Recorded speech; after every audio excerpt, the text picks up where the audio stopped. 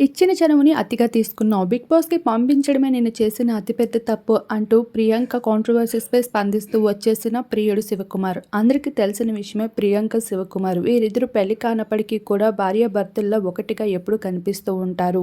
Social మీడియాలో అందరినీ attract చేస్తూ ఉంటారు. ఇక 'బిగ్ బాస్' హౌస్ లోపలికి అడుగుపెట్టి వచ్చిన తర్వాత ప్రియాంకలో పూర్తిగా చేంజెస్ కనిపించేశాయి.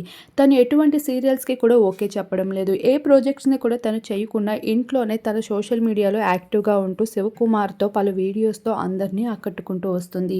అయితే ఇటీవల స్టార్ ఈవెంట్‌లో అడుగుపెట్టేసిన ప్రియాంక జైన్ జడ్జిగా వ్యవహరించడంతో పాటు తను వేసిన డ్రెస్సింగ్ అందరినీ ఆకట్టేసుకుంటూ వచ్చేసింది. ఎప్పుడూ చీరల్లో, డ్రెస్సుల్లో పద్ధతిగా కనిపించే ప్రియాంక ఈసారి తన బోల్డ్ లుక్స్‌తో అందరికీ స్టన్నింగ్ ఇస్తూ వచ్చేసింది. ఈ తీరులో అనసూయకి మించిన పోటీ ఏ ఒక్కరు ఇవ్వలేరు అనుకుంటే ఇప్పుడు ప్రియాంక పోటీని గట్టిగా అందిస్తూ వచ్చేసింది. అలానే అక్కడ ఉన్న యువకులతో డాన్స్ స్టెప్స్ వేస్తూ సందడి చేసేసింది.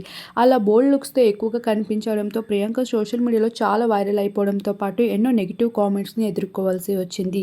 ఈ భాగంగానే టీవీ షోస్‌కి ఏమాత్రం అగ్రిమెంట్స్ ఇవ్వడం లేదు ప్రియాంక అనే విషయం కూడా బయటికి వచ్చింది. అయితే ఇప్పుడు ప్రియాంక ఈ విధంగా ఉండడం నెగిటివ్ కామెంట్స్‌పై ఎదుర్కొంటూ రావడంతో తన ఫియాన్సీ అయిన శివకుమార్ స్పందిస్తూ వచ్చేశాడు.